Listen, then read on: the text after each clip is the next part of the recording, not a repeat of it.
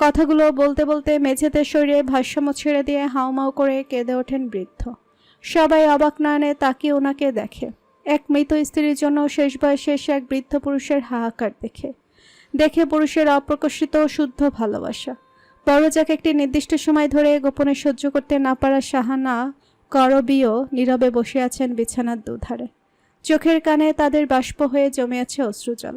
যে মেয়েরা বছরে একবার মাকে দেখতে আসতো দূরে থেকে, মোবাইল ফোনে পর্যন্ত 2 মিনিট কথা বলার সময় পেত না, তারাও কি কান্নাটাই না এখন করছে।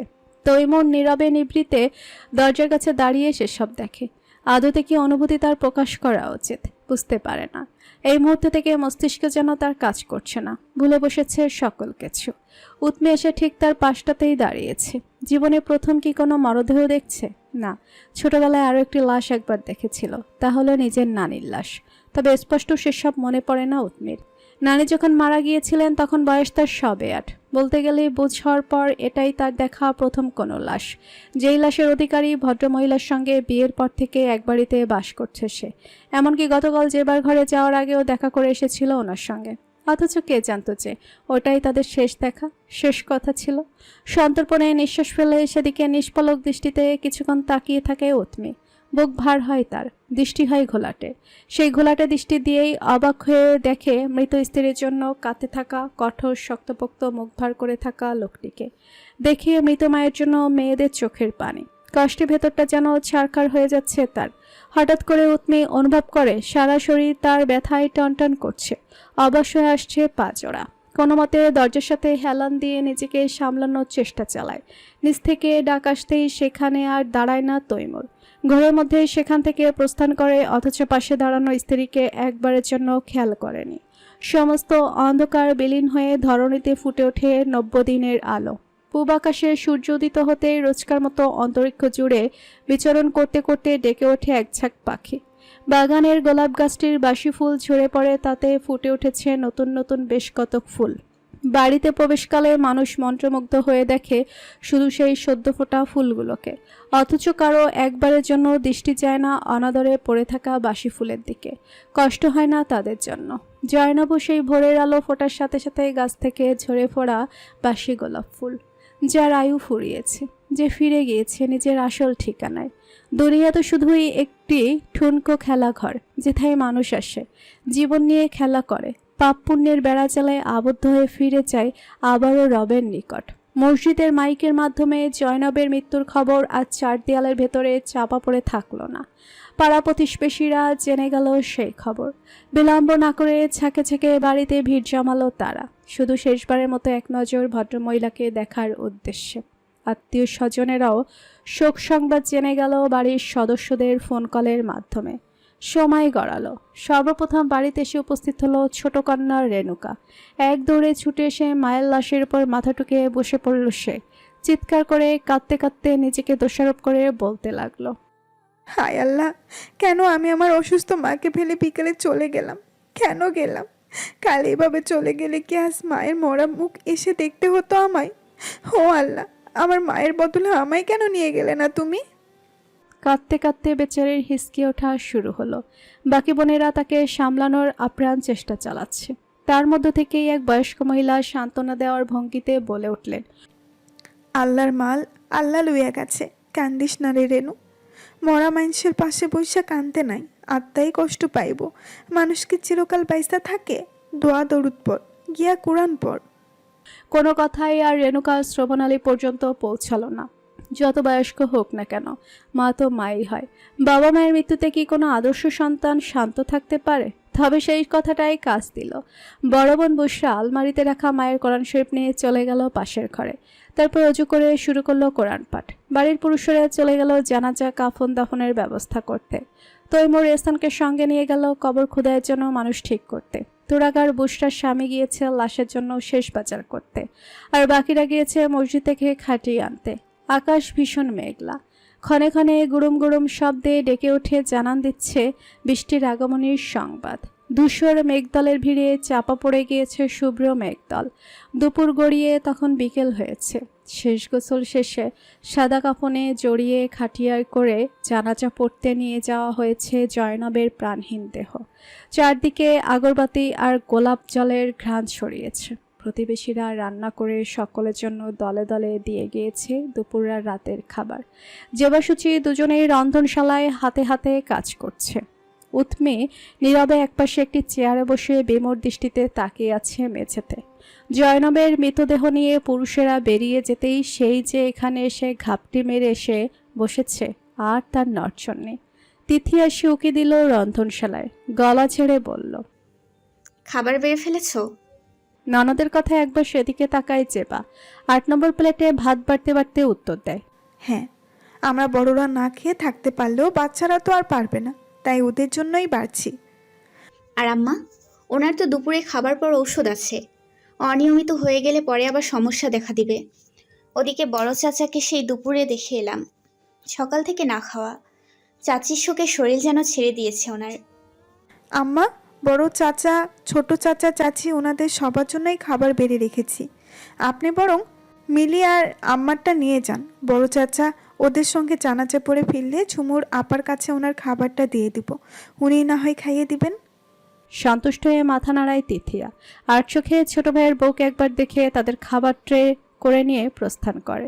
সে যেতেই বসা থেকে উঠে দাঁড়ায় উৎমি। মিনমিনে স্বরে জেবার উদ্দেশ্যে বলে, আমার শরীরটা ভালো লাগছে না ভাবি, আমি ঘরে যাই। এখানে বসে থাকা বা দাঁড়িয়ে থাকা আর সম্ভব নয়। কথাটা শুনতেই বাঁকা দৃষ্টিতে জায়ের পানে তাকায় জেবা। হাতের প্লেট রেখে আঁচলে হাত মুছতে মুছতে শুধায়, সেই কখন থেকেই দেখছি কেমন যেন লাগছে তোমায়। বড় চাচির শোকে হয়তো চুপচাপ আছো ভেবে কিছু আর জিজ্ঞেস করিনি। কথাগুলো বলতে বলতে এগিয়ে এসে তার কপালে গলায় হাত রাখতেই চমকালো সে। পুনরায় বলে উঠল, শরীর তো গরম, তোমার জ্বর এসেছে? সঠিক উত্তর দেয় না উৎমি, ধীর কণ্ঠে প্রত্যুত্তর করে, হবে হয়তো। তবে হয়তো না উৎমি, তোমার জ্বর এসেছে। এই জ্বর নিয়েও এভাবে চুপচাপ কেউ বসে থাকে? এখনই ঘরে যাও তুমি, আমি তোমার আর তৈমুরের খাবারটা ঘরে পাঠিয়ে দিচ্ছি। খাবার খেয়ে জলের ওষুধ সেবন করে বিশ্রাম নেবে, তাহলেই ঠিক হয়ে যাবে। কাউকে বলবেন না ভাবি। আর এখন আমি খাবো না, গলা দিয়ে খাবার নামবে না, ঘরে যাচ্ছি। আর সেখানে দাঁড়ালো না উৎমি। ধীর পায়ে রন্ধনশালা থেকে বেরিয়ে গেল। চিন্তায় ললাটে সরু কয়েকটা ভাঁজ পড়েছে যেবার। পূর্বের মতো আবারও নিজের কাজে মনোযোগ দিল সে। তার মনটাও ভীষণ খারাপ। চারিদিকে এখনো লেগে আছে শোক। সেই শোকের ছায়ায় যেবার শরীরটাও যেন ভেঙে আসছে। এই মুহূর্তে বিছানায় হাত পা ছড়িয়ে চোখ বন্ধ করে শুলে হয়তো দুঃখটা একটু কমতো, কিন্তু এখন তা যেন অসম্ভব। বাড়ির বউদের ক্লান্ত হলে চলে না, তাদের অনেক দায়িত্ব। যে দায়িত্ব পালনের কাছে সব রোগ শোক নিছকই মামুলি। অন্দরমহলে আত্মীয়া মহিলারা বসে আছেন। শাহানা করবীও সেখানেই বসা। আজ দুই জায়ের মধ্যে কোনো মনোমালিন্য দেখা যাচ্ছে না তেমন। মনমরা হয়ে মাঝে মাঝে আশেপাশে বসা তাদের বয়সী মানুষদের সঙ্গে কথা বলছেন ওনারা। উৎমি তখন অন্দরমহল পেরিয়ে সিঁড়ির দিকে এগোচ্ছিল।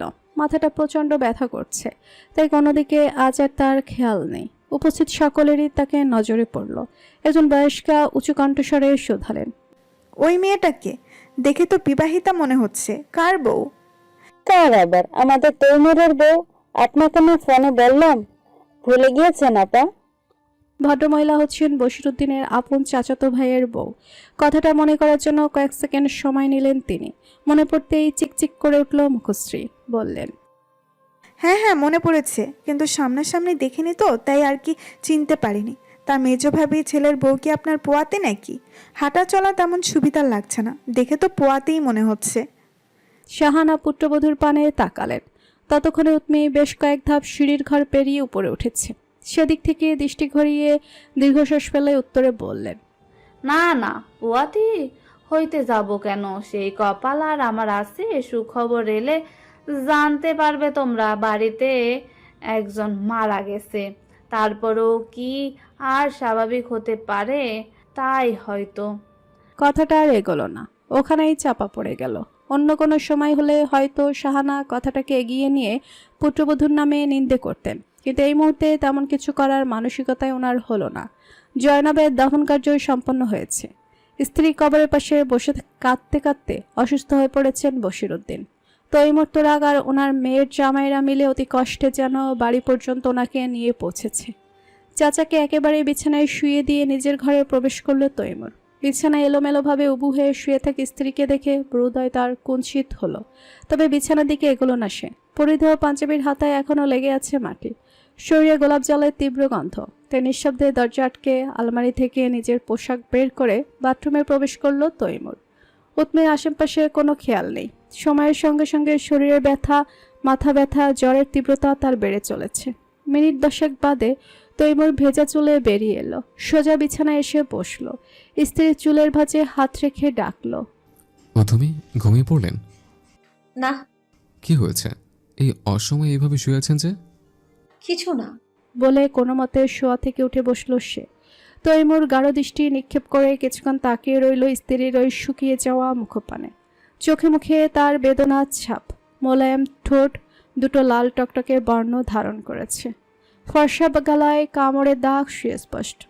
গতকাল রাতে একে অপরের এতটা কাছাকাছি আসার পর আর তেমন কথা হয়নি দুজনার। সেসব মনে করে পুলকিত হয়ে লজ্জা পাওয়ার অবস্থাতেও এখন আর নেই। ভোরের অমন ঘটনায় সবাই যেন স্তব্ধ হয়ে দুমড়ে মুচড়ে পড়েছে। সন্তর্পণে নিঃশ্বাস ফেলে স্ত্রী কপালে হাত রাখলো তৈমুর। মিলিত হলো দুজনার দৃষ্টি। আতঙ্কিত কণ্ঠে বলল, শরীরটা জ্বরে পড়ে যাচ্ছে আপনার, অথচ জিজ্ঞেস করার পর বলেন কিছু হয়নি। স্বামীর স্পর্শে কোমল কণ্ঠস্বরে আবেগপ্রবণ হয়ে উঠল উৎমি। ঠোঁট কামড়ে কান্না আটকানোর চেষ্টায় ব্যর্থ হয়ে ঝাঁপিয়ে পড়ল পুরুষালীর বুকে। আলিঙ্গনে জড়িয়ে ক্রমশ শক্ত করল বাঁধন। তৈমুরও বাম হাতে তাকে আগলে নিয়ে ডান হাত দিয়ে চুলে বিলি কাটতে কাটতে জিজ্ঞেস করল। খুব খারাপ লাগছে? উত্তর দিল না উৎমি। ডুকরে কেঁদে উঠল সে। আজ অনেক বছর বাদে চোখের পানির মাধ্যমে কারো সম্মুখে সে প্রকাশ করছে নিজের দুর্বলতা। কঠোর হৃদয়ের অধিকারী মেয়েটিকে এভাবে কাঁদতে দেখে মন খারাপেরা জেকে ধরল তৈমুরকে। স্পর্শ কোমল আর আদুরে হলো, জিজ্ঞেস করল, বড় চাচির জন্য কষ্ট হচ্ছে? জানি না, তবে খুব কান্না পাচ্ছে আমার। কিছুই ভালো লাগছে না, মাথা ব্যথা করছে, শরীর জ্বলছে। এইভাবে কাঁদে না, সব ঠিক হয়ে যাবে। আমি খাবার নিয়ে আসি, খাবার আর ওষুধ খেয়ে একটু ঘুম দিলেই সব ঠিক হয়ে যাবে। ঘুম থেকে উঠে দেখবেন সব ফুরফুরে। উৎমির বাঁধন দৃঢ় হলো, কান্না জড়িত কণ্ঠে বলল, আপনি কোথাও যাবেন না, প্লিজ। এভাবে আমায় ধরে রাখুন। আপনি ছাড়া আমার আর কিচ্ছু লাগবে না। কি বলবে বুঝে উঠতে পারে না তৈমুর। বাধ্য ছেলের মতো ওভাবেই বসে থাকে সে। কিছুক্ষণের জন্য মেনে নেয় তার এই অমিষ্ট ভাষা স্ত্রীর আবদার। কেউ কারো মৃত্যুতে থেমে থাকে না সময়। যে যার মতো চলতে থাকে ভবিষ্যতের উদ্দেশ্যে। চলতে চলতে হয়তো একসময় ভুলে যায় সেই মৃত ব্যক্তিকে। শুধু কিছু কিছু মানুষের মস্তিষ্কেই থেকে যায় তাদের স্মৃতি। জয়নবের মৃত্যুর আজ তৃতীয় দিন, অথচ বাড়ির পরিস্থিতি দেখে তো যেন ঠাওর করাই দুষ্কর। মানুষজন কত শান্ত, স্বাভাবিক। শুধু স্বাভাবিক নেই স্বামী বশিরউদ্দিন। অবসরের সময় কাটানো, দুঃখ হলে জড়িয়ে ধরা, পাশ বালিশে মাথা গুজে যুগের পর যুগ কাটিয়ে দেওয়া মানুষটির চিরবিদায়ে কি আদৌ কেউ স্বাভাবিক থাকতে পারে? যারা সঙ্গিনীকে ভালোবাসে তারা কখনোই পারে না। সকালের নাস্তা শেষে অন্দরমহলে এসে উপস্থিত হয়েছে বাড়ির সদস্যরা। গুরুত্বপূর্ণ এক আলোচনার উদ্দেশ্যে তাদের উপস্থিত হতে বসেছে বশিরউদ্দিনের 3 কন্যা। বশিরউদ্দিন বসে আসেন তাদের মধ্যমণি হয়ে। এই দুদিনের ব্যবধানেই বয়সের ভারে শরীর টোনার ভেঙে পড়েছে, চোখের নিচে জমেছে কালি। উপস্থিত নীরবতা ভেঙে মঈনুদ্দিনই প্রথম কথা বললেন, যা বলার জন্য ডেকেছিস তাড়াতাড়ি বল, এভাবে এতক্ষণ ধরে বসে রাখার কোনো মানেই হয় না। ওনার কথায় বুশরা আর রেণুকা একে অপরকে চোখে চোখে কিছু একটা ইশারা করে নিজেদের স্বামীর পানে তাকালো। তারপর সর্বপ্রথম বুশরাই বলল, আম্মা হঠাৎ করেই মারা গেলেন। আব্বার বয়স অনেক বেড়েছে। একা একটা মানুষ কীভাবেই বা আর একা থাকবেন। তাই আমরা বোনেরা মিলে সিদ্ধান্ত নিয়েছি যতদিন আব্বা বেঁচে থাকবেন ততদিন না হয় আমাদের 3 বোনের কাছে এক মাস করে উনি থাকবেন। এতটুকু বলেই সে থামল। এবার রেণুকা বোনের সঙ্গে তাল মিলিয়ে বলল, হ্যাঁ, বুবুর সঙ্গে আমরা একমত। যত যাই হোক মেয়ে হই আমরা, আব্বার দায়িত্ব তো আর ছেড়ে দিতে পারি না। মেজকন্যা ঝুমুর আর 3 জনের স্বামী উপন্নজ মাথা নাড়িয়ে কথাটাকে সমর্থন জানালো। সিঁড়ির রেলিংয়ের সাথে হেলান দিয়ে এতক্ষণ নীরবে দাঁড়িয়েছিল তৈমুর, শুনছিল তাদের সকল কথা। এবার নীরবতা ভাঙল সে, বলল, বড় চাচি হঠাৎ মারা গিয়েছেন। প্রায় 1 মাসের মতো যেদিন অসুস্থ হয়ে ঘরে পড়েছিলেন, সে বিষয়টি এড়িয়ে যাচ্ছ? নাকি বলতে ভুলে গিয়েছ? ডাক্তার দেখানো থেকে শুরু করে যাবতীয় ঔষধ সহ সব তো আমরা দুই ভাই মিলে দায়িত্ব সহকারে দেখেছি। বরং তোমাদের কাছে যখন ওনার অসুস্থতার খবর দেওয়া হয়েছে তখন সংসারে বিভিন্ন ব্যস্ততা রোজা দেখিয়ে পুরো ব্যাপারটি তোমরা এড়িয়ে গিয়েছ। তারপরে এলো তো এলে তার মৃত্যুর আগের দিন। তাছাড়া এতদিন ধরে এই বাড়িতে থাকতে পারলে এখন কেন বড় চাচা গিয়ে তোমাদের কাছে 1 মাস করে থাকবে? বাড়িতে সমস্যা কি? রেণুকা প্রত্যুত্তরে বলল, এতদিন আম্মা বেঁচে ছিলেন, কিন্তু এখন তো আর আম্মা নেই। আব্বার খাওয়া দাওয়া থেকে শুরু করে দেখভাল কে করবে? খরচটি বা কে চালাবে? এতদিন খরচা কি তুমি চালিয়েছ নাকি চাচি চালিয়েছে? প্রশ্নটির সঠিক কোনো উত্তর দিতে পারল না কেউ। তৈমুর পুনরায় বলল, বাবা যতদিন বেঁচে ছিলেন ততদিন সবে একসঙ্গে গিয়েছে। বাবাই সব খরচা বহন করেছেন। বাবার মৃত্যুর পর থেকে সব খরচ চলে আমার আর ভাইয়ের টাকায়। ওনাদের যাবতীয় খরচ, দায় দায়িত্ব সব তো আমরা পালন করে আসছি। এমনকি বড় চাচি নিজে রান্না করতেন, কখনো সংসারে আলাদা হলেও রান্না করতেন মারুতি ফুপু। আর আমার বিয়ের পর থেকে রান্না করে আমার বউ। এমনকি 3 বেলার খাবার সে 3 তলায় চাচা চাচির ঘরে দিয়ে আসতো। ভাবি বাড়িতে থাকলে তিনি রান্না করেন। এখন শেষ সময় এসে তোমরা সেসব অস্বীকার করলে তো আর হবে না। তবুও চাচা যদি তোমাদের সাথে যেতে চায়, প্রতি মাসে মাসে এক মেয়ের বাড়িতে গিয়ে ভরণ পোষণের জন্য পড়ে থাকতে চায়, তাহলে আমাদের কিছু বলার নেই। তুরাগও ছোট ভাইয়ের সঙ্গে সহমত পোষণ করে বলল, তৈমুরের সাথে আমিও একমত। এতদিন সব খরচ চালাতে পারলে বাকি দিনগুলো আমরাই চালাতে পারবো। আমাদের টাকা পয়সার এতটাই আকাল পড়েনি যে নিজের চাচার খরচ চালাতে পারবো না। বাকিটা চাচার ইচ্ছে। এরপরে আর বলার মতো কিছুই খুঁজে পেল না 3 বোন। মঈনুদ্দিন রয়েছে গম্ভীর কণ্ঠে বললেন, মান সম্মান বলে তো একটা ব্যাপার আছে। আমাদের বংশে কেউ কখনো মেয়ের শ্বশুরবাড়িতে গিয়ে থাকেনি, আর আশা করি ভবিষ্যতেও এমনটা কেউ করবে না।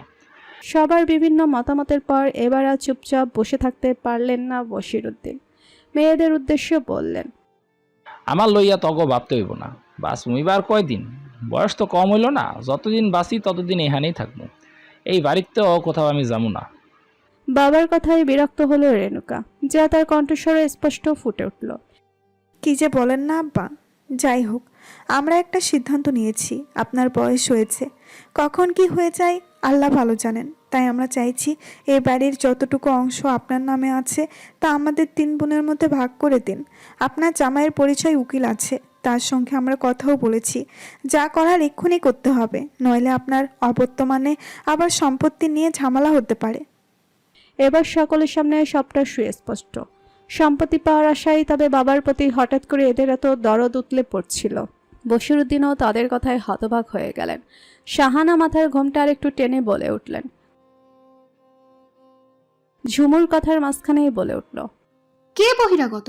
আমরা এই বাড়ির মেয়ে। আমাদের কি বাপের সম্পত্তিতে কোনো অধিকার নেই? আমাদের অধিকার আমরা ছাড়বো না। আপনাদেরটা তো ঠিকই সবার মধ্যে ভাগ করে দিয়েছেন মেজো চাচি, তাহলে আমাদের বেলায় আপনি কেন কথা বলছেন? আমরা আমাদের ভাগ নেবই নেব। মুখের উপরে এমন জবাব শুনে হতবাক হয়ে গেলেন শাহানা। তেতে উঠল তিথিয়া, চিবিয়ে চিবিয়ে বলল, মা মরেছে আজ সবে 3 দিন, এর মধ্যে এই বাড়ির দিকে নজর লেগে গেল। তোমরা তো দেখছি খুব লোভী, এই জন্যই চাচার প্রতি এত দরদ উঠলে পড়ছিল, তাই না? ঝুমুর মুখ বাঁকিয়ে বলল, তুই চুপ থাক। তুই বুঝে কম লোভী। তোর খবর আমরা জানি না ভেবেছিস? নিজে তো ঠিকই সব কড়াই গন্ডায় বুঝে নিয়েছিস, তার উপর বছরের 12 মাসের মধ্যে 7-8 মাসে পড়ে থাকিস বাপের বাড়ি। তাতে তোমার কি?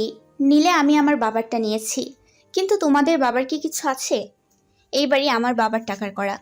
বড় চাচা তো অনেক আগেই নিজের ভাগে সবকিছু বিক্রি করে খেয়ে ফেলেছেন।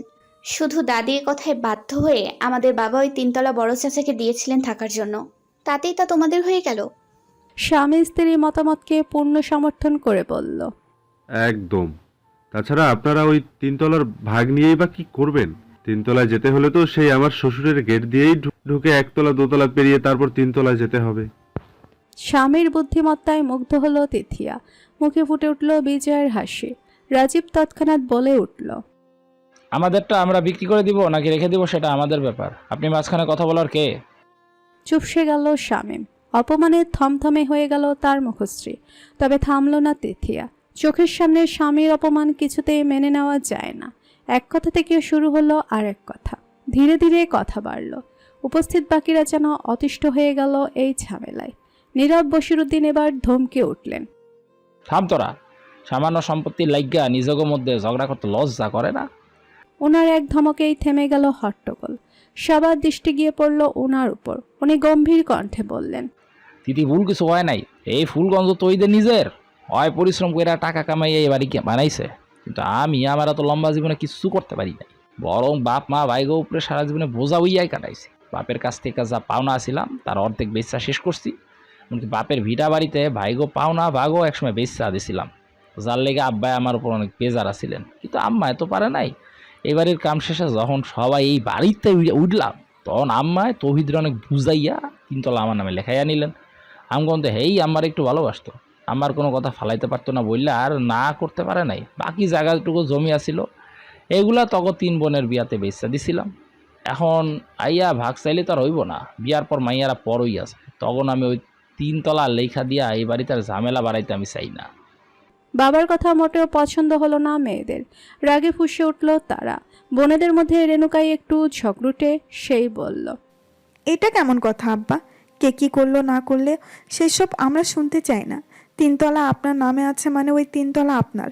তাই যত তাড়াতাড়ি পারেন আমাদের ভাগ আমাদের বুঝিয়ে দিন। আমার কাছে আর তখন কোনো ভাগ নাই, যা ছিল সব আগেই নিয়ে গেছোস। তখন মায়ের গয়নাগাটিও সারস নাই। যে মানুষটা মইরা গেছে সেই মানুষটা 2 হাতের 2টা সোনার চুরি, কানের দুলার নাক ফুল লইয়াও কাইল তোরা যা পারাপারি করলি, এরপর আর কোনো কথাই থাকে না। যা কথা ছিল সব এহানেই শেষ।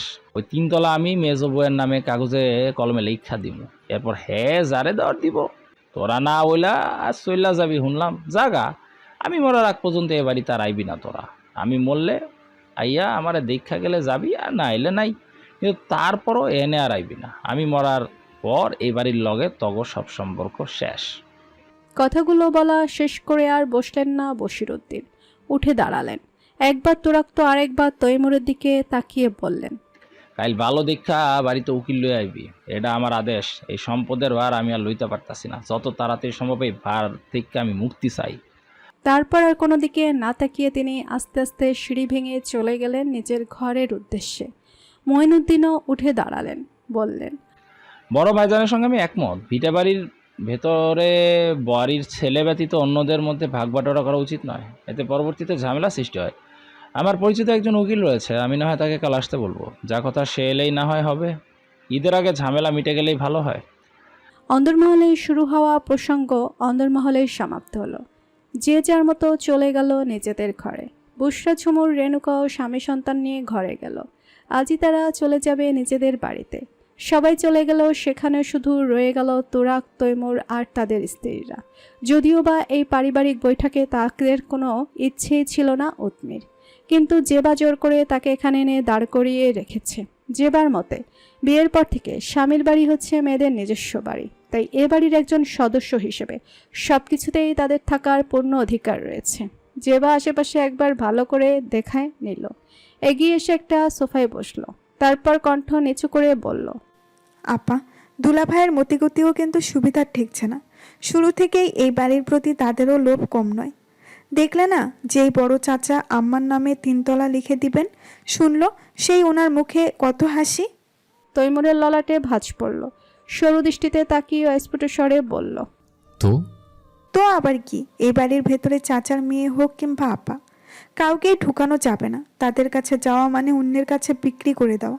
পরে তোমরাও কিন্তু আর শান্তিতে থাকতে পারবে না তৈমুর। আজ না হয় কাল তোমারও ছেলে মেয়ে হবে, তাদেরও তো ভবিষ্যৎ আছে নাকি?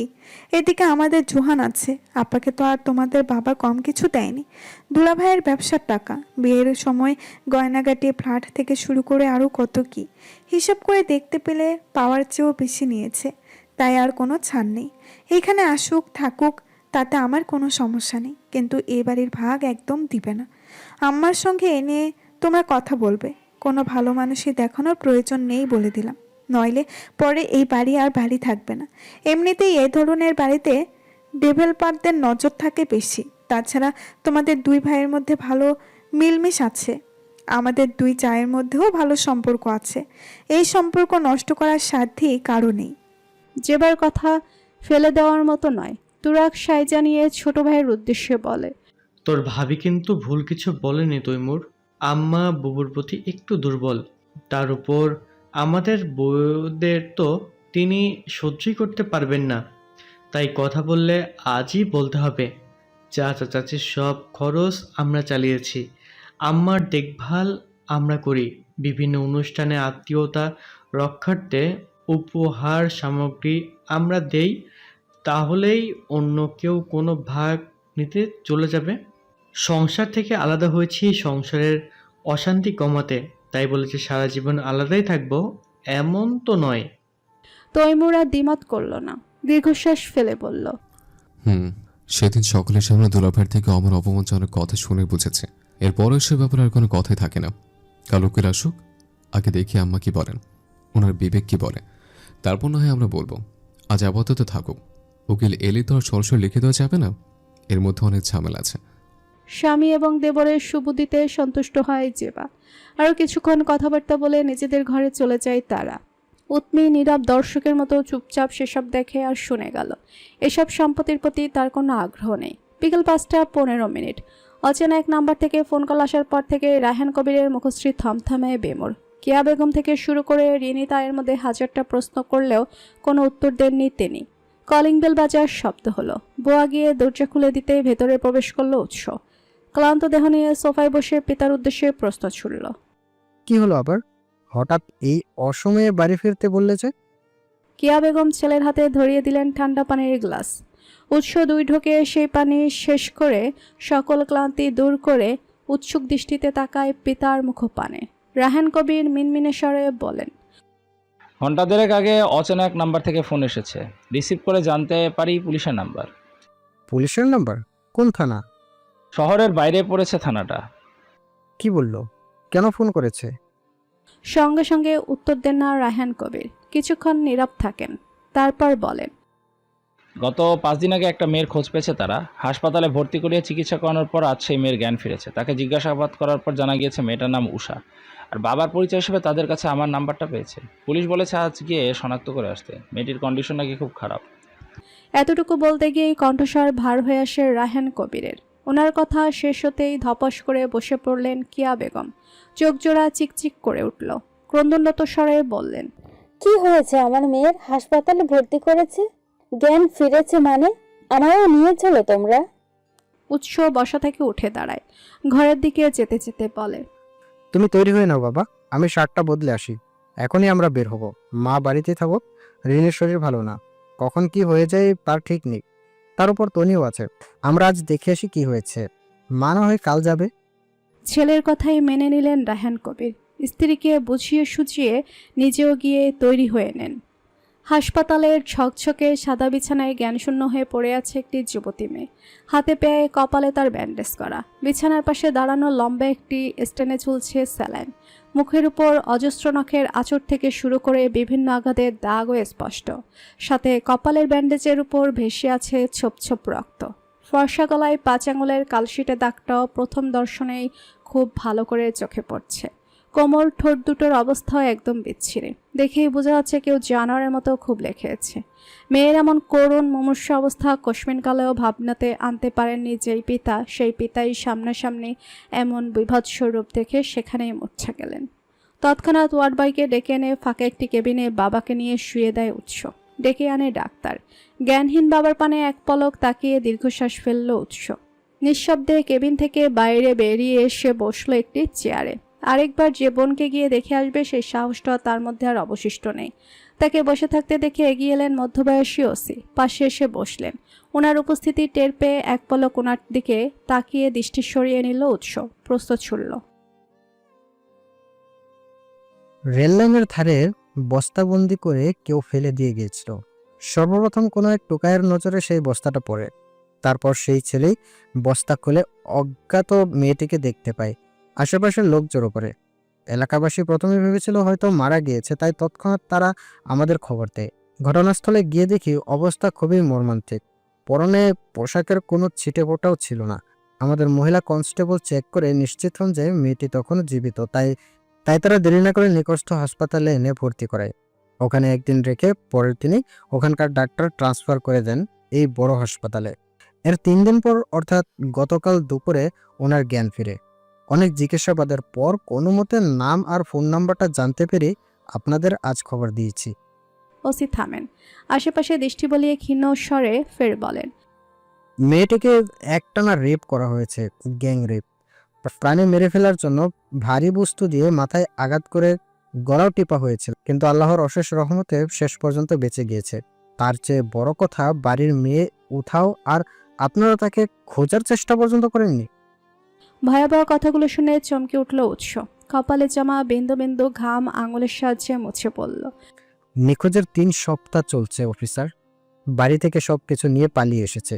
সেদিন সমস্ত জায়গা খোঁজাখুঁজি করে শেষমেশ থানা থেকে পর্যন্ত ঘুরে এসেছে, কিন্তু পুলিশ কেস ফাইল করেছে তার ঠিক পরদিন। অনেক খোঁজাখুঁজির পর আর না পেয়ে পুলিশ নিজেরাই কেস ক্লোজ করে দিয়েছে। এরপর আমাদের আর কি করার থাকে বলুন তো? মনটা খারাপ হয়ে গেল ভদ্রলোকের। দুঃখ নিয়ে বললেন, আমরা ওই থানার ওসির সঙ্গে তবে কথা বলছি। আপনারা গিয়ে জোরালো একটা মামলা দায়ের করে দিয়ে আসবেন। এভাবে তো আর অপরাধীদের পার পেয়ে যেতে দেওয়া যাবে না। মেয়েটি আদৌ বাঁচবে কিনা, বাঁচলেও সুস্থ হবে কিনা তাও তো নিশ্চিতভাবে বলা যাচ্ছে না। প্রত্যুত্তর করে না উৎস। মেঝের দিকে এক দৃষ্টিতে নীরবে তাকিয়ে থাকে। তার নীরবতায় পুলিশ আর বসে থাকে না সেখানে, তারাও ত্যাগ করে স্থানটি। তার কয়েক মিনিট বাদে সেখানে এসে উপস্থিত হয় একজন নার্স। গম্ভীর কণ্ঠে বলে ওঠে, 203 নম্বর কেবিনের পেশেন্ট আপনার কি হয়? আমার বাবা। ওনার জ্ঞান ফিরেছে।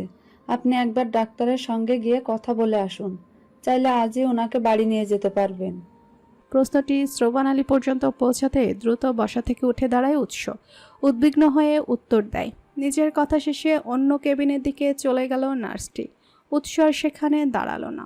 সর্বপ্রথম গেল ডাক্তারের সঙ্গে কথা বলতে। এই মুহূর্তে বাবার মুখোমুখি হওয়ার সাহস তার নেই। আগে ডাক্তারের সঙ্গে কথা বলবে, তারপর না হয় আজকের মতো বাড়ি ফিরে যাবে। আয়নার সম্মুখে দাঁড়িয়ে ব্যস্ত হাতে চুলে বেনুনি করছে উৎমি। ঘরে প্রবেশ করে দরজা আটকে আশেপাশে তাকাতেই তৈমুরের দৃষ্টিকে স্থির হলো তার পানে। বড় চাচির মৃত্যু থেকে শুরু করে পারিবারিক বিভিন্ন বিভ্রাটের কারণে মেয়েটির সঙ্গে ভালো করে দুটো কথা বলারই ফুসরত পাচ্ছিল না সে। তবে আজ সন্ধ্যা থেকেই তার মনটা বেশ ফুরফুরে। তাই আর বিলম্ব না করে এগিয়ে এলো তৈমুর। কোনো আনুষ্ঠানিকতা ছাড়াই পেছন থেকে জড়িয়ে ধরল স্ত্রীকে। কিন্তু আজ আর উৎমি চমকালো না, নড়াচড়া করল না। পূর্বের ন্যায় নিজের কাজ করতে করতে আয়নার ভেতর দিয়েই মনোযোগী দৃষ্টিতে তাকিয়ে রইল স্বামীর পানে। মুখ ভার করে বলে উঠল, আপনি এত লম্বা কেন বলুন তো? আপনার এই উচ্চতা আমার একদম সহ্য হয় না।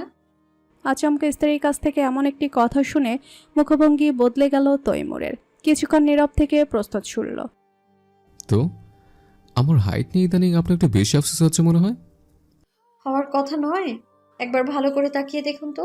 আমার মাথাটা কোনো মতে গিয়ে আপনার বুকে ঠেকেছে। নিঃশব্দে হেসে ওঠে তৈমুর। তাকে ছেড়ে দিয়ে বিছানায় এসে বসতে বসতে বলল, এটা তো জটিল সমস্যা। এক কাজ করলে কেমন হয়? কি কাজ? কাল গিয়ে আপনার জন্য কমপ্লেন আর হরলিক্স নিয়ে আসবো। সাথে নিয়ে আসবো 4 ইঞ্চি উঁচু হাই হিল। যতদিন না ওসব খেয়ে লম্বা হচ্ছেন ততদিন না হয় হাই হিল পরে দিয়ে আমার কাছে আসবেন। স্বামীর এমন বিদ্রুপে ভীষণ রাগ হয় উৎমির। বেনুনি রাগায় ঝুঁটি বেঁধে পেছনে ঠেলা দিয়ে জ্বলন্ত দৃষ্টিতে পিছু ফিরে তাকায়। তৈমুর সাহায্যে টের পেয়ে যায় স্ত্রীর রাগ। হাতের ইশারায় তাকে নিজের কাছে ডাকে। উৎমি চেয়েও সেই ইশারা আর উপেক্ষা করতে পারে না। বাধ্য মেয়ের মতো এগিয়ে এসে দাঁড়ায় স্বামীর সম্মুখে। অধুর এখনো মুস্কি হাসি ঝুলে আছে তৈমুরের। হাসিটা তার চওড়া হয়। জড়িয়ে ধরে উৎমির কোমর। বিস্মিত হওয়ার ভান ধরে বলে ওঠে, এই যা, এবার তো আপনি অনেক লম্বা হয়ে গেলেন তুমি। একবার ভালো করে দেখুন, আমার মাথাটা কোনো মতে কি আপনার বুকে ঠেকেছে। মুহূর্তেই রাগ গলে গেল উৎমির। খানিকটা লজ্জা পেল কি? জোর জবরদস্তি করে পুরুষালী বাঁধন থেকে নিজেকে মুক্ত করে দূরত্ব রেখে বসে পড়ল পাশে। কিন্তু তৈমুরের যেন এই দূরত্ব একদম সহ্য হলো না। এগিয়ে গিয়ে সেই দূরত্ব ঘুচিয়ে মেয়েটিকে টেনে নিল নিজের অতি নিকটে। গালে ঠোঁট ছুঁয়ে বলল, হাইট কোনো ব্যাপার নয়, মনের মিলে আসল, বুঝছেন ম্যাডাম? তা আপনার সমস্ত অসুখ ভালো হয়েছে? হয়েছে। মন খারাপ নেই। আর আমার উপরে হুটহাট চলে আসা রাগ? আপাতত তাও নেই। তাহলে এখনো বসে আছেন কেন? যান, দ্রুত গিয়ে আলো নেভিয়ে আমার খুব কাছে আসুন। খুব কাছে কেন? ঘুমাবো তাই। এখন ঘুমাবো? বুড়দাই কিঞ্চিত কুচকায় তৈমুর। ফিসফিস করে বলে, তো ঘুমের বদল অন্য কিছু করতে চাইছেন? আমার কিন্তু আজ আর কোনো আপত্তি নেই।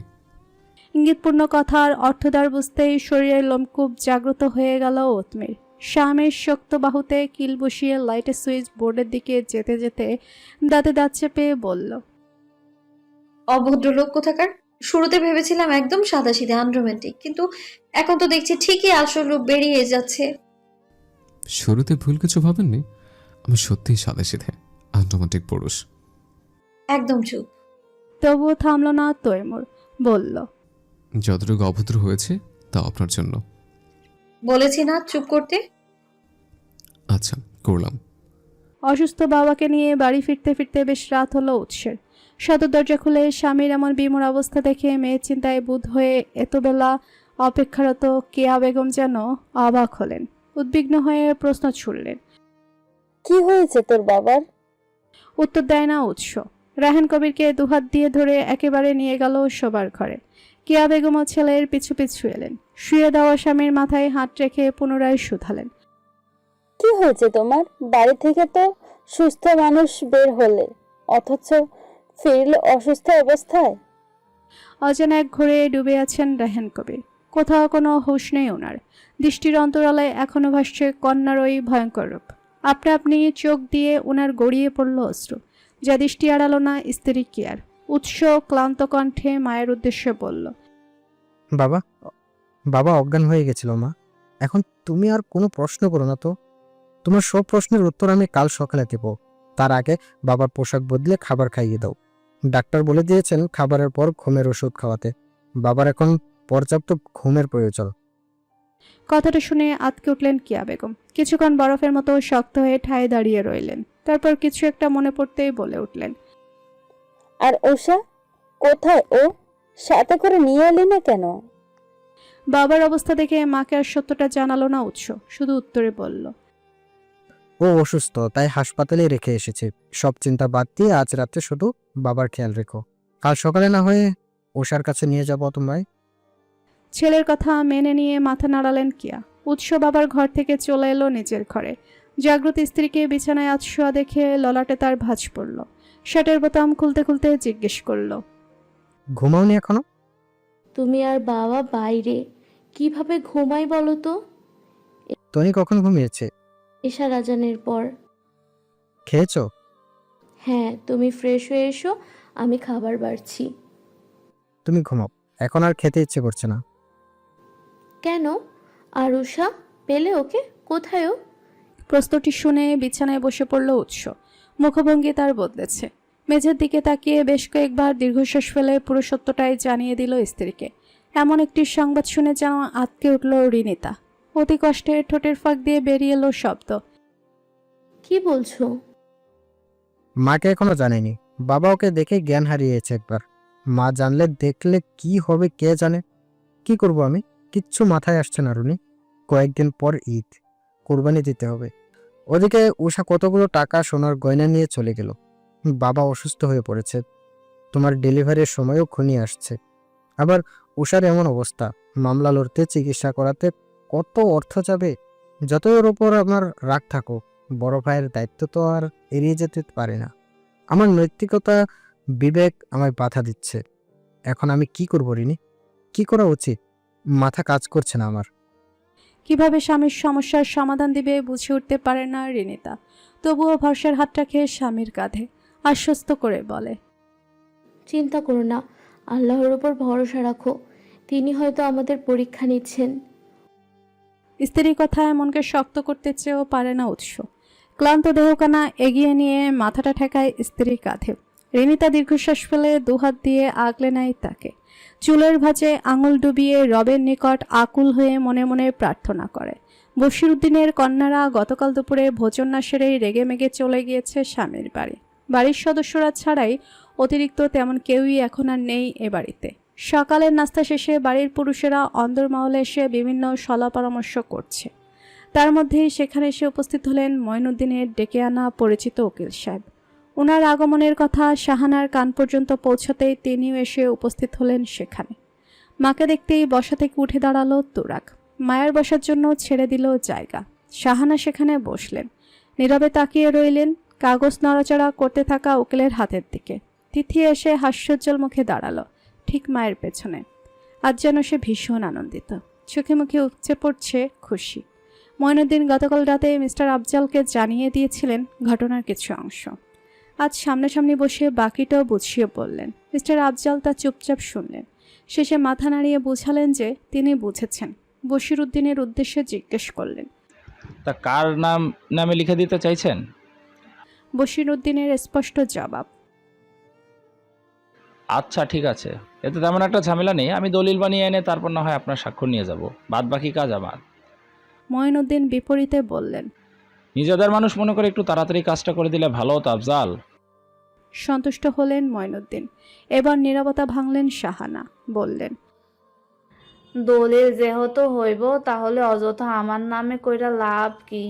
আমি বলছি কি ভাইজান, আপনি আমার নামে না দিয়ে একেবারে আমার ছেলের মধ্যেই না হয় ঠিকঠাক ভাবে ভাগ কইরা দলিল করে দিয়ে না। আমার বয়স বাড়ছে, কবে বুবুর মতো আমারও ডাক চলে আসবো তার তো ঠিক নাই। শাহানার কথায় সকলের দৃষ্টি এসে স্থির হলো ওনার পানে। মঈনুদ্দিন কিছুক্ষণ ভাবলেন, তারপর কথাটা সায় জানিয়ে বললেন, আমিও এটাই ভেবেছিলাম ভাবি, নইলে পরবর্তীতে আবার ঝামেলার সৃষ্টি হতে পারে। কিন্তু আপনারা সিদ্ধান্ত নিয়ে নেওয়া আমি আর জানাইনি। তখন তো আর আমার মাথায় আসেনি ব্যাপারটা নিয়ে। কাল রাতে আমি অনেক ভাবলাম, তখন মাথায় আসলো বারবার দলিলের ঝামেলা গিয়ে লাভ নাই। একেবারে এক্ষুনি যেহেতু দলিল হইব তা না হয় তা ওদের নামে রেজিস্ট্রি করা হয়ে যাক। সপ্তাহে শুনলেন বশিরউদ্দিন।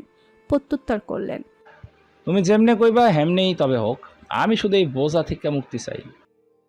সবার কথা সমাপ্তি ঘটতে মিস্টার আফজাল পুনরায় প্রশ্ন ছুড়লেন, এবার নিশ্চিতভাবে বলুন কার নামে দলিল হইব? আমার দুই ছেলে তোরাগ আর তৈমুরের নামে। উত্তর দিলেন শাহানা। মিস্টার আফজাল চটজলদি একটি ডায়েরির সাদা পৃষ্ঠায় নামসহ আরও কিছু তথ্য লিখে ফেললেন। তুরাগ আর তৈমুর একে অপরের দিকে চাওচাই করল। মায়ের সঙ্গে এ বিষয়ে এখনো কথা হয়নি তাদের। ভেবেছিল আজই বলবে, কিন্তু এর আগেই যে ওনার সুবুদ্ধির উদয় হয়েছে তা ভেবেই ভেতরে ভেতরে আশ্চর্য হলো দুভাই। তবে কথাটি শেষ হতে না হতেই তিথি এবং শামীমের মুখখানি অমাবস্যার রাতের মতো কালো হয়ে গেল। মলিন মুখে মায়ের উদ্দেশ্যে বলে উঠল তিথিয়া, এটা কি বললেন আম্মা? আপনাকে এত করে বলার পরও আপনি এই সিদ্ধান্ত কিভাবে নিতে পারেন? বাবা নাকি ওদের নামে আগের বাড়ির প্রথম 2 তলা থেকে শুরু করে পুরো বাগান সহ সব লিখে দিয়ে গিয়েছেন, এরপরে আবার 3 তলা ওরা পাবে? প্রত্যুত্তর করলেন শাহানা, সম্পত্তির ভাগের কিছু নিয়ম কানুন আছে, যে সব তা আর তো অজানা নয়। তোর বাপ তুরাগের বিয়ের পরে সব ভাগ বাটোয়ারা সঠিকভাবে করে দিয়ে গেছে, যাতে ওনার অবর্তমানে তোদের ভাই বোনেদের মধ্যে সমস্যার সৃষ্টি না হয়। তোকে তোর ওয়ারিশ ঠিকভাবে বুঝিয়ে দিয়ে গিয়েছেন। বলতে গেলে একেবারে তুই একটু বেশি পেয়েছিস। এতে তো আর তোর ভাইয়ের কোনো আপত্তি নেই, তাহলে তুই আপত্তি করছিস কেন? আপত্তি করার মতো কিছু রেখেছেন? সব তো আগেই না জানিয়ে বাবা দলিল করে গিয়েছেন। ছেলেদেরটা ছেলেদেরকে বুঝিয়েও দিয়ে গিয়েছেন। সেসব বাদ, এত কিছু আমি জানি না। ওই 3 তলা আমার চাই, আমার নামে লিখে দিন। এ সম্ভব না। তোর বাবা মরার আগে আমারে বলে দিয়ে গেছে, ভিটে বাড়ি যেন এই বংশের ছেলে ব্যতীত অন্য কাউকে মালিকানা সত্ত্ব না ঢুকানো হয়, এতে পরবর্তীতে ঝামেলা বাঁধবে। তো আমি কি এই বংশের নই আম্মা? তুই এই বংশের মেয়ে হয়ে বিয়ের পর থেকে তুই পরের বাড়ির বউ। তোর আলাদা সংসার রয়েছে, তুই অযথা এই ভাগ নিয়ে কি করবি? তোদের তো কম নাই আর। মঈনুদ্দিন বললেন, তুই আবার ঝামেলা শুরু করলি কেন? ভাইদের থেকে বয়সে অনেক বড় তুই, এই সামান্য একটা বিষয় বুঝছিস না? তাছাড়া বাড়ির মেয়েরা ভিটে বাড়িতে ঢুকবে বলেই তো বড় ভাইজান সম্পত্তি হস্তান্তর করতে চাইছেন। তুই আর এসবের মধ্যে কথা বলিস না, তোর পাওনা তুই পেয়ে গিয়েছিস। আফজাল তোমাকে যেভাবে বলেছি সেভাবে দলিল তৈরি করে আমায় জানিও। মাথা নাড়লেন আফজাল। আরও কিছু কথা বলে বিদায় নিলেন সেখান থেকে। কিন্তু তিথিয়া কিছুতেই চুপ রইল না। লোকটি যেতেই পুনরায় বলা শুরু করলো, আপনাকে আমি এত ভালোবাসি আম্মা, সবার ঊর্ধ্বে আপনাকে রাখি, আর আপনিই কিনা আমায় পর বানিয়ে দিলেন। হ্যাঁ, সবটাই আপনার ছেলেদের নামে লিখে দিন। পরে বাপের বাড়িতে আসতেও আমার ভাই বউদের অনুমতি নিয়ে আসতে হবে। বড় বোনের কথায় বিরক্ত হলো তুরাগ। বলল, তুমি সবসময় কথার মধ্যে ভাই বউদের টানো কেন বাবু? এই যে 8 সাড়ে 8 বছর ধরে যে এ বাড়িতে বউ হয়ে এসেছে, কখনো কি তোমার সঙ্গে খারাপ আচরণ করেছে? আমার জানা মতে করেনি। এমনকি তুমি করলেও সে মুখ বন্ধ করে সহ্য করেছে। তৈমুরের বিয়ের দিনও কম ঝামেলা করনি, তারপরও তারা কেউ তোমার চোখের দিকে তাকিয়েও কথা বলেনি, অথচ বারবার শুধু ওদের নামে নিন্দা। তুই চুপ থাক, বইয়ের গোলাম। মুখে না বললেও তোর কান ভাঙিয়ে ঠিকই তো আলাদা হয়ে গেছে। ওসব বোঝ আমায় দিতে আসিস না। কথাটায় ভীষণ রাগ হলো তুরাগের, কিন্তু বিপরীতে কিছুই বলতে পারল না। মা বোনের মুখের উপর সে বরাবরই কঠিন কথা বলতে পারে না, তবে তার হয়ে উত্তর দিল তৈমুর। আমরা বউয়ের গোলাম হলে দুলাভাই কি বুবু? দুলাভাইয়ের মতো তো বউকে দিয়ে শ্বশুরবাড়ি থেকে আমরা বাড়ি আনতে পারলাম না, আর বাবা মা ভাই বোনের দায়িত্ব এড়িয়ে বাড়ি ছেড়ে শ্বশুরতে ফ্ল্যাটে উঠতে পারলাম না, আবার বউয়ের কথা উঠবসও করতে পারলাম না। তাহলে আমরা কিভাবে গোলাম হলাম বুবু? শামীম তিথিয়া থেকে শুরু করে কথাটায় সকলেই যেন স্তম্ভিত হয়ে গেল। শাহানা রুষ্টকণ্ঠে ছেলের উদ্দেশ্যে চাপা ধমকে বললেন, তৈমুর, এই ধরনের বেয়াদবি কি? তো ভুল কিছু তো বলিনি আম্মা। বড় বোন হয়ে বুবু কি করে পারলো ছোট ভাইদের উদ্দেশ্যে এমন সস্তা শব্দ প্রয়োগ করতে? কোনো উত্তর দিতে পারলেন না শাহানা। মায়ের এই নিরুত্তরতায় রাগ বৃদ্ধি পেল তিথিয়ার। অপমান মুখ বুজে সহ্য করার মেয়ে সে নয়, তাই পাল্টা উত্তর দিল। তার এসব উত্তরেই ঝামেলা যেন বৃদ্ধি পেতে লাগলো। ভাবি রিনিতার কাছ থেকে উষার খবরটি শোনার পর থেকেই চিন্তায় চিন্তায় অস্থির হয়ে পড়েছে উৎমি। সারা ঘর জুড়ে পাইচারি করতে করতে কি করবে না করবে কিছুই যেন বুঝে উঠতে পারছে না সে। সকালে সেই ঝামেলার পরপর রাগ করে স্বামী সন্তান নিয়ে বাড়ি ফিরে গিয়েছে তিথিয়া। তৈমুরও আর সেখান থেকে ঘরে আসেনি। সেই যে এসানকে নিয়ে বাড়ি থেকে বের হলো, তারপর কে জানে কোথায় গিয়েছে। এবার আর থাকতে না পেরে সরাসরি স্বামীর নাম্বারে কল দিল উৎমি, কিন্তু হতাশ হলো। বিপরীত পাশ থেকে মেয়েলি কণ্ঠস্বর জানান দিল মোবাইল যে সুইচ অফ। দীর্ঘশ্বাস ফেলে হাঁটা থামিয়ে বিছানায় বসে পড়ল সে। ভাবি ফোন কলে শুধু এতটুকুই বলেছে, উষাকে পাওয়া গেছে, হাসপাতালে ভর্তিও। বাবা আর তোমার ভাই মিলে গতকাল রাতে তাকে দেখে এসেছে। আজও তারা যাবে, তবে মাকে সঙ্গে নিয়ে। এর চেয়ে একটা কথাও আর বেশি বলেনি রিনিতা। উৎমি কিছুতেই ভেবে পাচ্ছে না উষা হাসপাতালে ভর্তি কেন, কি হয়েছে ওর। বড় বোন হিসেবে এই মুহূর্তে একবার ওখানে যাওয়া উচিত তার। এতগুলো দিন মেয়েটা কোথায় কিভাবে ছিল তাও তো জানা প্রয়োজন, কিন্তু তৈমুরকে ছাড়া সকলের সামনে দিয়ে অদূরেই বা কি করে যাবে সে। ভাবতেই খুব রাগ হলো উৎমির। এখনই এই লোকটাকে মোবাইল বন্ধ করে বাড়ি থেকে উধাও হতে হলো। আপন মনে বিড়বিড় করতে করতে উৎমির দৃষ্টি গিয়ে ঠেকলো বিছানার পাশের টেবিলে, যেখানে পড়ে আছে তৈমুরের কালো রঙের মোবাইলটা। সেটা দেখেই ভীষণ অবাক হলো সে। হাত বাড়িয়ে মোবাইল ধরতেই বুঝতে পারলো যে তা চার্জে লাগানো। চার্জ থেকে খুলে সুইচ অন করে নিজেই নিজেকে প্রশ্ন করলো, এ লোক তবে মোবাইল ঘরে ফেলে রেখেই চলে গিয়েছে? পরপর আরও কয়েকটা দীর্ঘশ্বাস বেরিয়ে এলো উৎমির ভেতর থেকে। মোবাইল অন হতে না হতেই মেসেজের ঝড় উঠল। হোয়াটসঅ্যাপে গিয়ে কয়েকটা মেসেজ পড়ে উৎমি বুঝতে পারলো অফিস থেকে আসা জরুরি মেসেজ। জয়নাবের মৃত্যুর কারণে বেশ কয়েকদিন তৈমুরের অফিসে যাওয়া হয়নি, তাই হয়তো এত মেসেজ। মুখ ভার করে নিচের দিকে স্ক্রল করে যেতে যেতেই হাত থেমে গেল উৎমির। শামীম নামের অ্যাকাউন্ট আর প্রোফাইলের ছবিটা দেখেই বুঝতে পারলো এটা যে দোলা ভাইয়ের অ্যাকাউন্ট, যার উপর দিয়ে ভাসমান একটি মেসেজ। প্রমাণ দেওয়ার পরেও আমার কথা বিশ্বাস করলো না তো। একদিন মেসেজটি দেখে বেশ খটকা লাগলো উৎমির। ভেতরে ঢুকে মেসেজগুলো পড়বে কি পড়বে না দ্বিধাদ্বন্দ্বে ভুগে শেষমেশ মেসেজ বক্স ওপেন করলো সে। তৎক্ষণাৎ তার নজর গিয়ে আটকালো একটি ছবিতে, যা দেখি খুব বাজেভাবে চমকে গেল উৎমি। কেঁপে উঠল তার বুক। ছবিতে স্পষ্ট দেখা যাচ্ছে একটা টেবিলে মুখোমুখি হয়ে বসে আছে বর্ষা আর উৎমি। ধোয়াটা চায়ের কাপ সামনে নিয়ে দুজনের দৃষ্টি একে অপরের উপরেই নিবদ্ধ। সেই ছবিটির নিচেই দেওয়া একটি লাগোয়া কুৎসিত মেসেজ। কতবার করে তোমার বোন তোমায় বলেছিল বেশি শিক্ষিত চাকরি করা মেয়ে সংসারের জন্য ভালো না তৈমুর। তার প্রমাণ মিলল তো এবার। চাকরির নাম করে তোমার অগোচরে তোমার বউ পরপুরুষের সাথে রাস্তাঘাটে ঘুরে বেড়ায়, নোংরামি করে। মেসেজটি পড়ে মস্তিষ্ক শূন্য হয়ে গেল উৎমির। এসির নিচে থেকেও কপালে বিন্দু বিন্দু ঘাম জমেছে তার। তেষ্টায় গলা শুকিয়ে এসেছে, অসার হয়ে আসছে দেহ। এতদিন সেদিনকার ঘটনা। বর্ষার অনুরোধে কাছে পিঠে একটি ক্যাফেতে গিয়ে কয়েক মিনিটের জন্য বসেছিল উৎমি, কিন্তু সেসব ক্যামেরাবন্দি হলো কিভাবে? আর দুলাভাই উনি বা কোথায় পেলেন ছবিটা? তবে উনিই কি তুলেছিলেন, কিন্তু কিভাবে? আঁচলে ঘাম মুছে বড় বড় কয়েকটা নিঃশ্বাস টেনে নিয়ে পুনরায় স্ক্রিনে দৃষ্টি রাখলো উৎমি। তৈমুরের করা রিপ্লাই মেসেজটা পড়ল। হয়তো পরিচিত কেউ হবে, কারোর সঙ্গে সৌজন্যতার খাতিরে কথা বললেই তা তার নোংরামি হয়ে যায় না তোরা ভাই।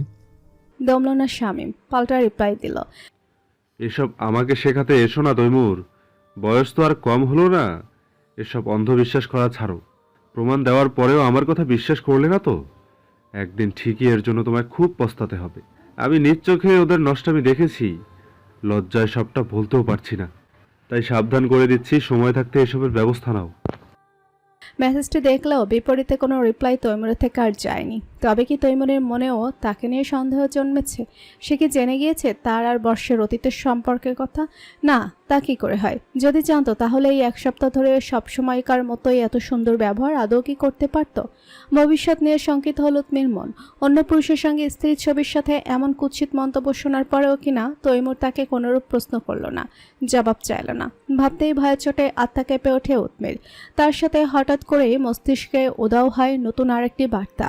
সেদিন রাতে এই জন্যই কি তবে শুরুতে তার প্রতি অনাগ্রহ ছিল তৈমুরের? চোখ জোড়া ঝাপসা হয়ে আসে উৎমির।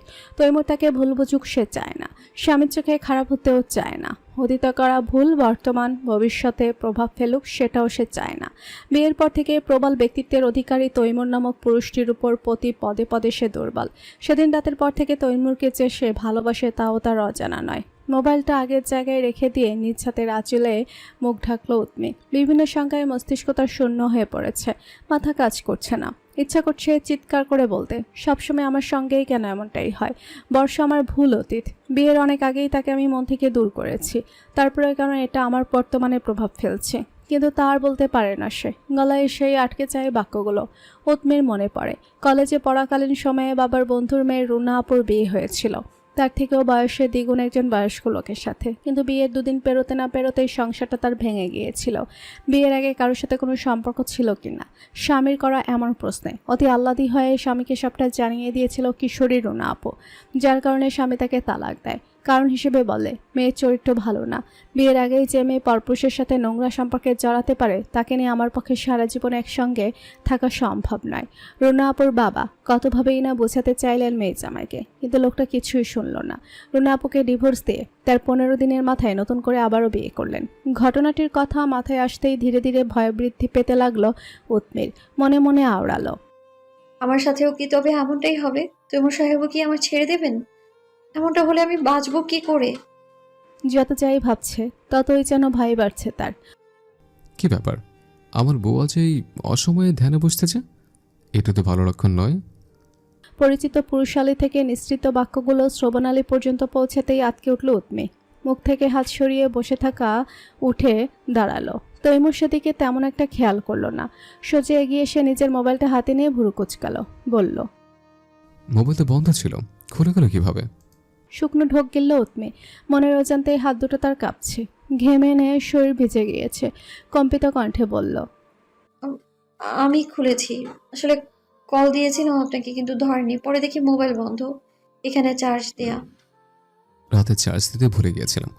সকালে একটু ব্যবহার করতে দেখি চার্জ শেষ হয়ে আপনা আপনি বন্ধ হয়ে গেছে, তাই চার্জে রেখে গিয়েছে। কোথায় গিয়েছিলেন? কোথাও যায়নি তো, বাগানে ছিলাম। বিপরীত ও বলে নিজেকে স্বাভাবিক রাখার প্রয়াস চালায় উৎমি, কিন্তু কিছুতেই স্বাভাবিক রাখতে পারে না। নিষ্পলক দৃষ্টিতে আপাদমস্তক পরখ করে স্বামীকে, হাবভাব বুঝার চেষ্টা করে, তবে ব্যর্থ হয়। হাত থেকে মোবাইল রেখে স্ত্রীর দিকে দৃষ্টি পড়তে ললাটে ভাঁজ পড়ে তৈমুরের। ট্রাউজারের পকেটে হাত গুজে শুধায়, কি হয়েছে? উত্তর দিল না উৎমি। হঠাৎ করেই তার খুব কান্না পাচ্ছে। সামনের মানুষটাকে হারানোর ভয়ে কুড়ে কুড়ে খাচ্ছে। আর কোনো কিছু ভাবতে পারল না উৎমি। কয়েক পা এগিয়ে গিয়ে আচমকাই শক্ত করে জড়িয়ে ধরল স্বামীকে। তার কাছে তৈমুর চমকালো, থমকালো। পকেট থেকে হাত বের করে স্ত্রীর মাথায় রাখলো, প্রশ্ন ছুড়ল, কেউ কিছু বলেছে? নিরুত্তর রইল উৎমি। মুখ ঘষল পুরুষালীর শক্তপোক্ত বুকে। মেয়েটির এমন আচরণে বিশ্বাস যেন কিছুতেই কাটছে না তৈমুরের। শুধালো, কে বলেছে? এবার আর তাকে নিরাশ করল না উৎমি। জড়ানো গলায় বলল, কেউ না। তাহলে? আবারও নীরব রইল সে। তৈমুর তাকে সময় দিয়ে মাথায় কিছুক্ষণ হাত বুলিয়ে দিল। সন্তর্পণে কয়েকটা নিঃশ্বাস ফেলে নিজের থেকে স্ত্রীকে ছাড়িয়ে তাকে নিয়ে বসিয়ে দিল বিছানায়।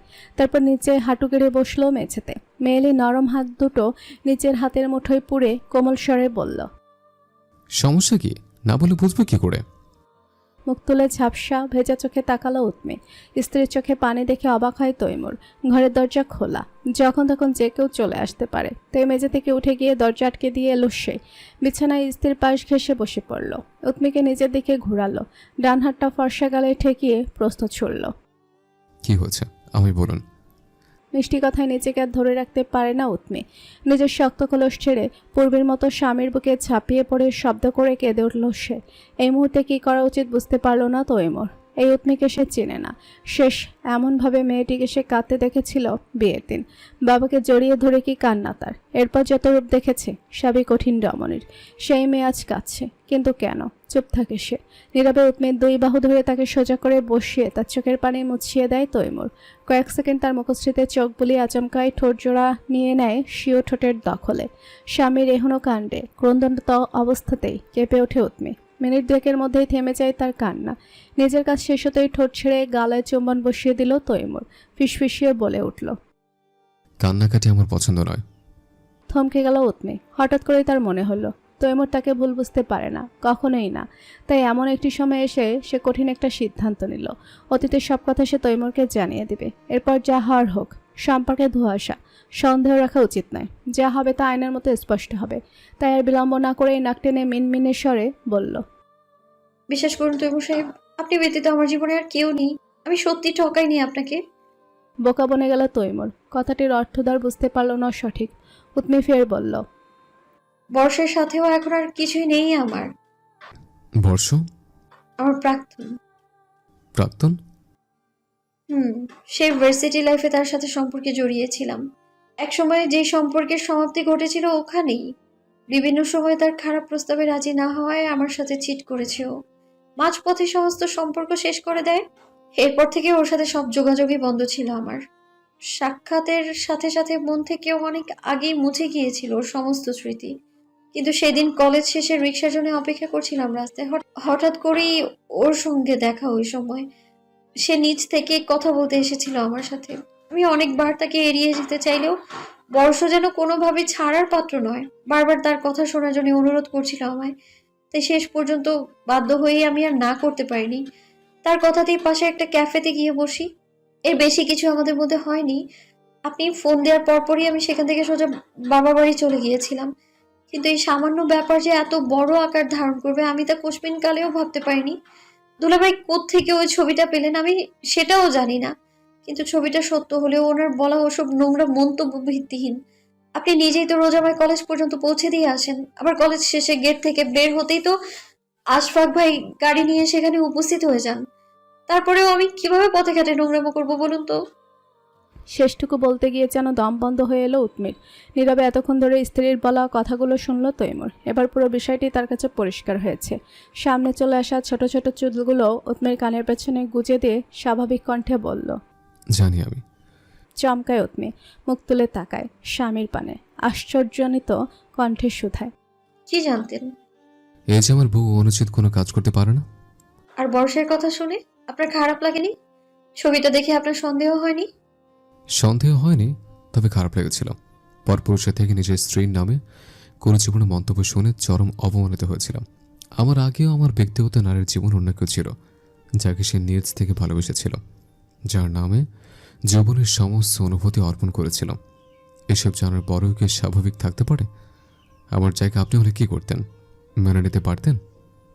মাথা নত করে নেয় উৎমি। উত্তর না দিয়েও বুঝিয়ে দেয় এমনটা সে কখনোই মেনে নিতে পারত না। তৈমুর পুনরায় বলল, বর্ষের কথা আগে থেকে আমি জানি, সাথে আপনার প্রতি আপনার মা বোনের আচরণ সম্পর্কে মোটামুটি জানি। এসব পুরনো খবর। কথাগুলো শ্রবণাতীত হতেই ভীষণ অবাক হলো উৎমি। জিজ্ঞেস করল, জানতেন? আমি তো বলিনি। দৃষ্টি সরিয়ে নিল তৈমুর। উত্তর দিল, আমার অসুস্থতার খবর পেয়ে যেদিন আপনাদের বাড়ি থেকে চলে এলাম, ঠিক তার পরের দিন সকালে টেবিলের উপর আপনার ব্যক্তিগত ডায়েরিটা পেয়েছিলাম আমি। শুরুতে বুঝতে পারিনি ডায়েরিটা যে আপনার। সেদিন রাতেই পুরোটা পড়ে সব জানতে পেরেছিলাম। তার জন্য সরি। আমার বিশ্বাস মতে স্বামী স্ত্রীর মধ্যে ব্যক্তিগত গোপনীয় কিছু থাকতে পারে না, বা থাকা উচিত নয়। পৃথিবীর মধ্যেই সবচেয়ে সুন্দর সম্পর্ক হচ্ছে স্বামী স্ত্রীর সম্পর্ক, যার মধ্যে কোনো লিমিটেশন, লজ্জা, স্বার্থ, নিজস্বতা বলতে কিছুই নেই। যদি এই চারটির মধ্যে কোনো একটা বিষয় সম্পর্কের মাঝখানে চলে আসে, তাহলে সেই সম্পর্ক আর পবিত্র থাকতে পারে না। সম্পর্কে ভালোবাসা থাকে না। বেশিরভাগ সম্পর্ক ভেঙে যাওয়ার কারণ এটাই। সেসব ভেবেই ডায়েরি পড়ার আগে অনুমতি নেওয়ার প্রয়োজন মনে করেনি। সামনে পেয়েছে তাই পড়েছে।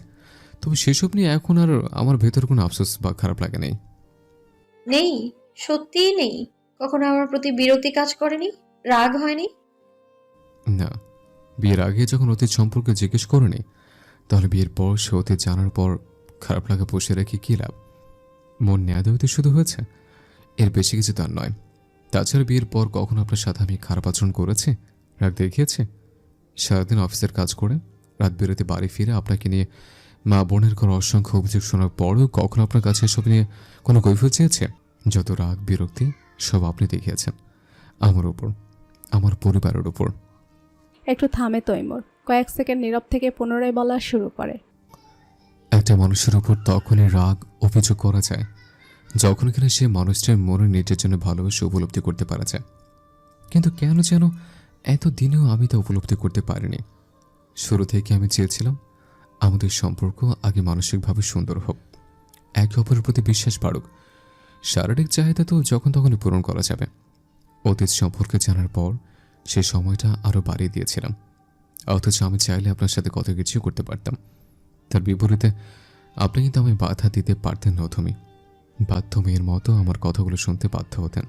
এছে আপনার চাকরি নিয়ে আমার পরিবারের এত সমস্যা। বিয়ের আগে আপনার ভাই কি বলেছিল জানেন?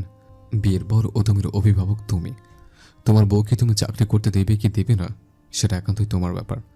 আর ও চাকরি করি বা কী করবে, সেই সমস্ত দায়িত্ব তো স্বামীরই। ভাইয়া এসব বলেছে? কণ্ঠে তার বিস্ময়। হ্যাঁ, বিশেষ না হলে নিজে জিজ্ঞেস করে দেখতে পারেন। আশা করি আপনার বাবা মা সেম কথাই বলবে। কথাটা বিস্ময় করতে ভীষণ কষ্ট হচ্ছে উৎমির, কিন্তু তৈমুরকে অবিশ্বাস করার মতো কোনো কারণ তার কাছে নেই। তৈমুর পুনরায় বলল, কীভাবে দুলা ভাইয়ের মেসেজটা আপনার চোখে পড়লো তা আমি জানি না, কিন্তু ওনার কথা বিশ্বাস করে মনের ভেতর আপনার জন্য রাগ ক্ষোভ সন্দেহ জমিয়ে রেখেছে এমন চিন্তা করা উচিত হয়নি। তুমি রাগ ক্ষোভ সন্দেহ জমিয়ে রাখার মতো মানুষ আমি নই। যা বলার তা আমি সরাসরি বলি। কাউকে ভালো না লাগলে তাকে আমি আমার জীবনের আশেপাশেও রাখি না। এই সামান্য একটা কারণে স্ত্রীকে ছেড়ে দেওয়ার মতো কাপুরুষ আমি নই। তাহলে তো আমার মা বনে যেতে যাবে। আপনার ধারণা আপনার রূপে পাগল হয়ে আমি বিয়ে করেছি। ছেড়ে দিলে এই মিথ্যা কথাটাও কিন্তু সত্য প্রমাণিত হবে। মিথ্যে কীভাবে সত্যি হতে দিই বলুন তো? আপনি নিশ্চিন্তে থাকুন, এই জীবনে আপনাকে আমি ছাড়ছি না, সে যাই হয়ে যাক না কেন। আপনি নিজেও যদি আমাকে ছেড়ে যেতে চান তবুও না। তাই বলে আবার বিশ্বাস ভাঙতে যাবেন না কিন্তু। ফেল ফেল নয়নে তাকিয়ে থাকে উৎমে। একজন পুরুষ মানুষ এতটা ভালো হয় কি করে ভেবে পায় না সে। ক্লান্ত শরীরের সব ভাত ছেড়ে পূর্বের ন্যায় মুখ গুজে স্বামীর বুকে। এটাই যেন পৃথিবীর সবচেয়ে নিরাপদ দুঃখ লুকানোর জায়গা। এবারও তৈমুর বাধা দেয় না। বিয়ের পর থেকেই রমণীটির প্রতি কীভাবে যেন খুব দুর্বল হয়ে পড়েছে তার পুরুষ মন। রাগ করতে চেয়েও রাগ করতে পারে না, কড়া গলায় কথা বলতে চেয়েও বলতে পারে না, কোথাও একটা বাধা অনুভব করে। এভাবে বেশ কিছুক্ষণ পেরোলো। দুজনের মধ্যেই পাল্লা দিয়ে চলছে নীরবতা। উৎমি নিজেই নীরবতা ভাঙল। ভাবি ফোন করেছিল, উষাকে নাকি খুঁজে পাওয়া গিয়েছে।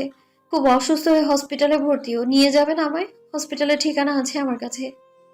পাওয়া গিয়েছে? কবে, কোথায়? আমি জানি না, বলেনি আমায় সেসব কিছু। খুব চিন্তা হচ্ছে আমার ওর জন্য। বাবাও নাকি তাকে দেখার পর থেকে খুব অসুস্থ হয়ে পড়েছে। আচ্ছা, কখন যাব? দুপুর তো প্রায় হয়ে এসেছে, এখন বের হওয়া সম্ভব নয়। 3:30 বাজলে না হয় রওনা দিব। সন্তুষ্ট হলো উৎমি। তৈমুরকে ছেড়ে উঠে দাঁড়ালো সে। চোখ মুখ ভালো করে মুছে দরজার দিকে কদম ফেলে বলল, আমি এখন নিচে যাচ্ছি। দুপুর 12:30। সকাল থেকে আদরে কন্যার পছন্দসই খাবারগুলো নিজ হাতে রান্না করে টিফিন বক্স হাতে হাসপাতালে এসে উপস্থিত হয়েছেন কিয়া বেগম। রায়হান কবির আজ আর আসেননি। উৎস ইচ্ছে করেই বাবাকে সঙ্গে করে আনেননি। গতকাল যা হলো আজও যে তা হবে না তার নিশ্চয়তা কি? কেবিনের দরজা ঠেসালে হাস্যোজ্জ্বল মুখে ভেতরে প্রবেশ করে সামনে আগ্রহভরা আলোচনে তাকাতে আত্মা কেঁপে উঠল কেয়ার। মুখে অক্সিজেন মাস্ক লাগিয়ে বিছানায় পড়ে থাকা ক্ষতবিক্ষত বিভৎস চেহারার মেয়েটিকে দেখে বিস্মিত হলেন। এগোনোর মতো সাহস পেলেন না। উৎস এগিয়ে এসে দাঁড়ালো মায়ের পাশে। কাঁধে হাত রেখে চাপা স্বরে শুধালো, কি হলো, এখানে দাঁড়িয়ে পড়লে কেন? ছেলের কণ্ঠস্বর শ্রবণালীতে পৌঁছাতেই অশ্রুসিক্ত নয়নে তার মুখপানে তাকালেন কিয়া। অনেক কষ্টে ঢোক গিলে শুধালেন, কে এটা? আমার উষা কোথায়?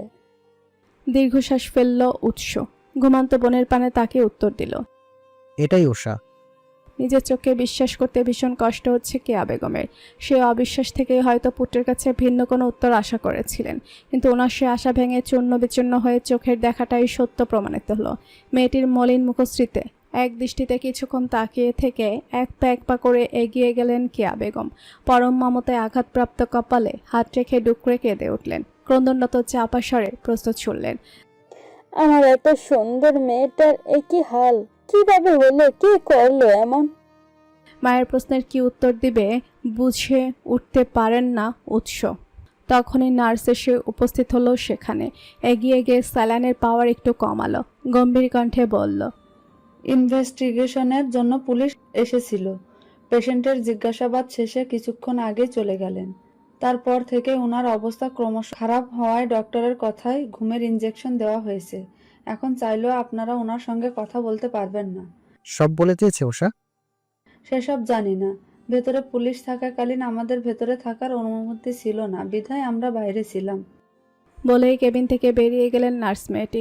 তাদের মধ্যে চলমান কথার অর্থ তারা বুঝতে পারলেন না কেয়া বেগম। তবে মেয়ের সঙ্গে যে অত্যন্ত খারাপ কিছু হয়েছে তা খুব ভালো করেই তিনি আজ করতে পারলেন। শেষ কবে মেয়ের গায়ে হাত তুলেছিলেন কেয়া, সেসব মনে করা দুঃসাধ্য ব্যাপার। যতদূর মনে পড়ছে ছোট কন্যার গায়ে তিনি কখনোই হাত তোলেননি। তার অন্যের জন্য অধিকাংশ সময় উৎমিকেই তিনি শাস্তি দিতেন, দোষারোপ করতেন। লেখাপড়া ব্যতীত মেয়েকে অবশ্য ধমকটাও তিনি দেননি, এমনকি কখনো যেতে দেননি রান্নাঘরের ধারে কাছে। সেই মেয়ের দেহে এত ক্ষত, কোন পাষণ্ডের অত্যাচার ছাড়া তো এমনটা হওয়ার কথা না। এসব অত্যাচার কিভাবে সহ্য করেছে মেয়েটা, ভাবতেই দম বন্ধ হয়ে আসে কেয়ার। মেয়ের যন্ত্রণা অনুভব করার চেষ্টা করতেই ভয়ে দেহের লোমকূপ জাগ্রত হয়ে ওঠে। উৎস মাকে ডাকলো, মা শুনলে তো নার্স কি বলে গেল? ওকে ঘুমের ইনজেকশন দেওয়া হয়েছে। এখন আর ওর সঙ্গে কথা বলা সম্ভব নয়। আমাদের বাড়ি ফিরে যাওয়া উচিত। ফিরে যাওয়ার কথা শুনতেই ধ্যান ভাঙল কেয়ার। অধৈর্য হয়ে প্রত্যুত্তরে বললেন, যাব না আমি। ওর ঘুম না ভাঙা পর্যন্ত ওর সঙ্গে কথা না বলে কোথাও যাব না। কতগুলো দিন পর আমি আমার মেয়েকে পেয়েছি। মাকে বিভিন্নভাবে বোঝানোর চেষ্টা করলো উৎস, কিন্তু ব্যর্থ হলো। কেয়া বেগম নাছোড় বান্দা। একবার যখন বলেছেন তিনি যাবেন না, তার মানে কিছুতে এখান থেকে যাবেন না। শেষমেশ মায়ের কথার পেটে হার মেনে নিয়ে কেবিন থেকে বেরিয়ে এলো সে। পকেট থেকে মোবাইল বের করে ফোন করলো স্ত্রীকে। বাড়িতে যেতে দেরি হবে সেটা তো জানাতে হবে। শাহানার মনটা ভালো নেই। এবার শেষে সামান্য সম্পত্তি নিয়ে ছেলে মেয়েদের মধ্যকার দ্বন্দ্ব তিনি আর নিতে পারছেন না। আজ মেয়ের আচরণ দেখে বড়ই আশ্চর্য হয়েছেন তিনি। যেই মেয়ে ভাইদের চেয়ে বয়সে দ্বিগুণ বড়, ভাই অন্তঃপ্রাণ তার, সেই কিনা বাড়ির একটি অংশ ভাগের জন্য ঝগড়া করে চলে গেল। কিছুতেই যেন তা বিশ্বাস হচ্ছে না শাহানার। স্বামীর মতো চিরকালে তিনি চেয়ে এসেছেন ছেলে মেয়েদের মধ্যকার সুন্দর সমঝোতার সম্পর্ক। সেই সম্পর্ক দেখে এতকাল অবধি সন্তুষ্ট থাকলেও আজ যা হলো, এরপরেও সেই সন্তুষ্টি কি আর থাকে? ছেলেরা বিয়ে করে বাড়িতে বউ নিয়ে আসার পর থেকেই মাঝে মধ্যে অবশ্য তিথিয়া রাগ করত, তবে সেসব ভাই বউদের উপর কিন্তু আজ সে কীভাবে পারল ভাইদের হিংসা করতে? ভেবে পান না শাহানা। মেয়েকে আজ বড্ড অচেনা লাগলো ওনার নিকট, যার চোখে ক্রোধ আর হিংসে দেখেছেন। আম্মা আসবো? কারো ডাকে হুঁশ ফিরল শাহানার। বেখেয়ালি স্বরে অনুমতি দিলেন।